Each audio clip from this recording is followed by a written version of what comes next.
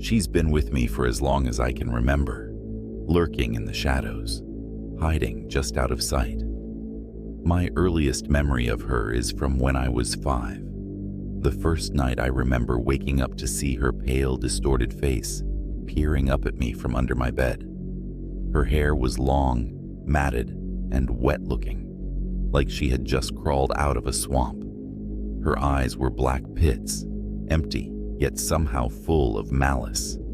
I screamed, but by the time my parents rushed in, she was gone, leaving nothing but the echo of my fear in the room. As I grew up, she became a constant, though invisible, presence. I'd catch glimpses of her in mirrors, a flash of her face over my shoulder, her hollow eyes locked onto mine before she'd vanish. I'd feel her cold breath on my neck while I was alone in my room, see her shadow stretch under my door, and hear soft, scraping sounds along the walls late at night. It didn't matter where I went or how old I got. She followed me, always there, always watching.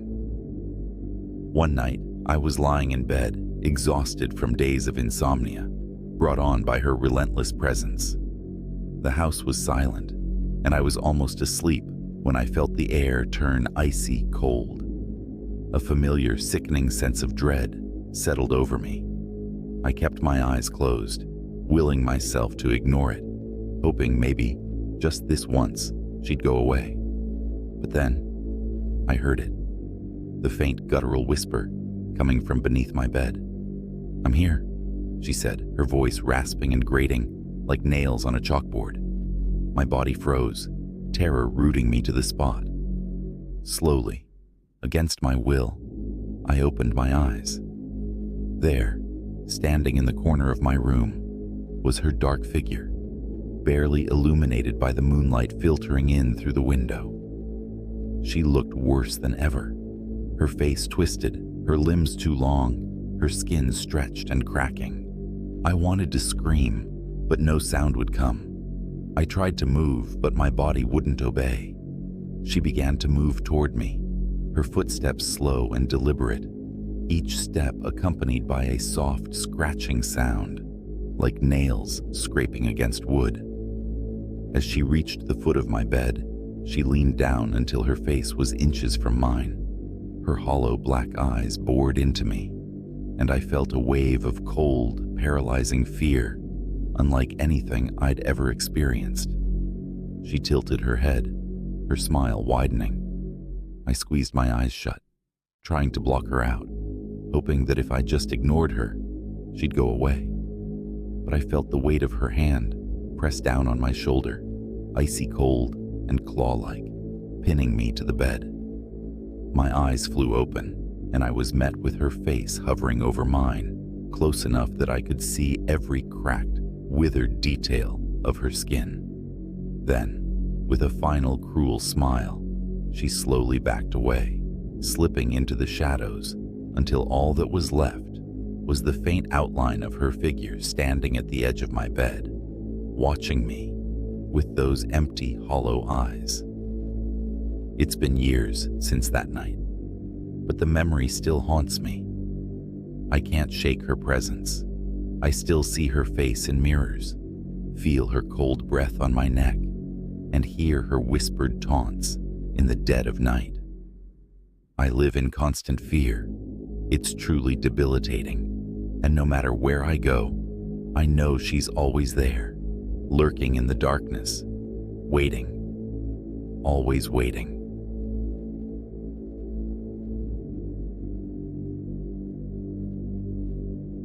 I took the job as the night janitor because I liked the quiet and solitude. The office building was in a sleepy part of town, and by the time I arrived each night, everyone had already left. It was just me, the dimly lit hallways, and the steady hum of the vending machine echoing down the silent corridors. One night, around midnight, I was mopping the third-floor hallway when I heard it. The unmistakable sound of footsteps, slow and heavy, coming from somewhere down the hall.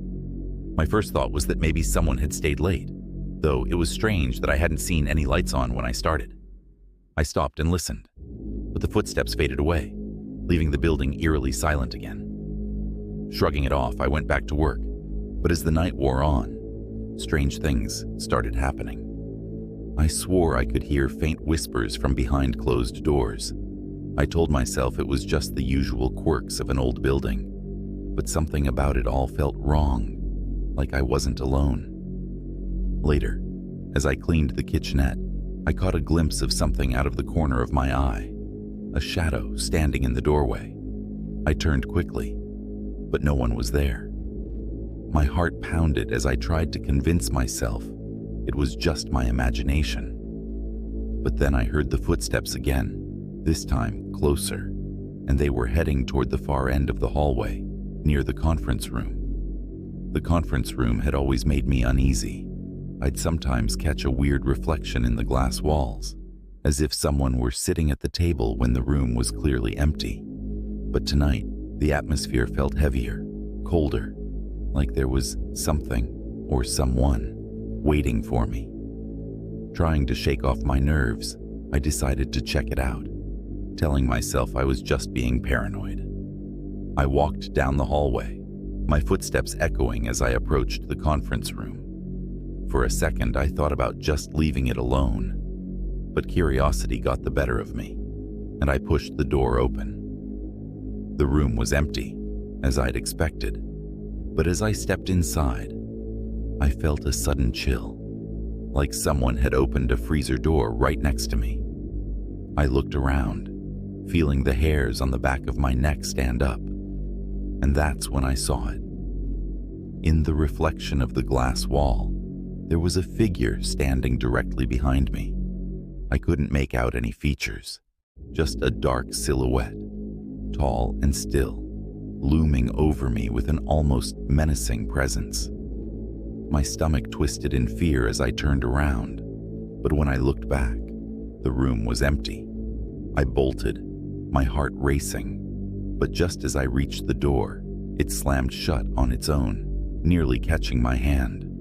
The doorknob wouldn't budge, and I could feel something heavy pressing on the other side, like it was trying to keep me trapped inside.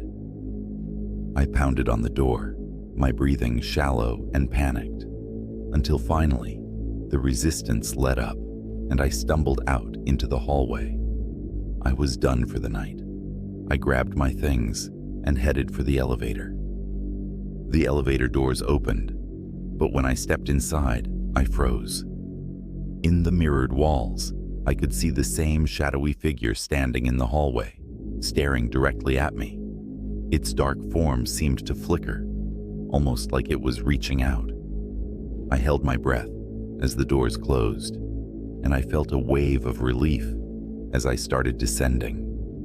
But just as I thought I was safe, the elevator shuddered to a stop between floors. The lights flickered off, plunging me into darkness, and then I heard it. That same slow, heavy breathing coming from the corner of the elevator. I was paralyzed, too scared to even turn my head, feeling that dark presence closing in. The breathing grew louder, closer, until I could feel it against the back of my neck. When the lights flickered back on, the elevator was empty again.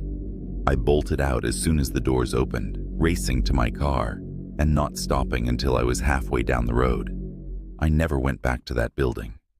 To this day, I still don't know who or what was following me that night. But sometimes, when I'm alone, I still feel that cold, heavy presence, just a breath away.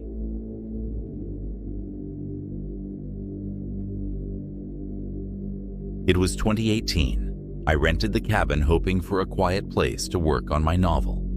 The owner, an older woman, handed over the keys with a polite but odd warning. "The cabin's a little quirky," she said, her gaze shifting briefly to the ground. "And the basement? Well, best to leave it alone." At first, I thought she was just being cautious. I had no intention of exploring the basement anyway. I settled into the cabin easily. It was isolated, surrounded by thick woods, and completely silent. For the first few nights, it was perfect, until the sounds started. On the third night, I was reading when I heard what sounded like knocking coming from beneath the floor. It was faint, but unmistakable, a slow, rhythmic tapping. I froze, trying to convince myself it was just the old pipes, or maybe a branch scraping against the wall. But then, there was another knock, louder this time, followed by a dragging noise that echoed from the basement. Despite a gnawing unease, I decided to investigate. I grabbed my flashlight, reasoning that it was probably an animal trapped down there. I opened the basement door, hesitating at the top of the narrow, creaky staircase. The air that drifted up was cold and damp, carrying an earthy, unpleasant smell. Swallowing my anxiety, I flicked on the flashlight and headed down. The basement was unfinished, filled with boxes and old furniture covered in dusty sheets. I shone the light around, but nothing seemed out of place, at least not until the beam caught something in the far corner. My breath caught in my throat. A woman was sitting in a wooden chair, her back to me, perfectly still. Her hair was long and tangled, and she wore a dress that looked old and worn, clinging to her thin frame. I couldn't see her face, but the sheer wrongness of it sent a chill down my spine. She looked out of place, like she didn't belong there, or maybe like she hadn't moved in years. I told myself it was a mannequin, some creepy leftover from a past owner. But then she shifted, just the slightest tilt of her head, and I felt her looking at me without ever seeing her face. My heart pounded as I backed up, wanting to get away. But before I could turn, she twisted in the chair, her face coming into view. Her skin was deathly pale, her eyes dark and hollow, fixed on me with an expression that seemed almost hungry. I stumbled backward, barely able to breathe. Her stare followed me. I bolted up the stairs, slamming the door behind me and locking it. My heart pounded, and my hands shook uncontrollably as I grabbed my keys. I didn't care about my things, didn't care about the time of night. All I knew was that I needed to get as far from that cabin as possible. I barely remember the drive home. It was a blur of winding roads and shadows flickering at the edge of my vision. It wasn't until I reached my apartment hours later that I felt safe enough to finally breathe. I told the owner I'd left, but I didn't mention why or what I'd seen.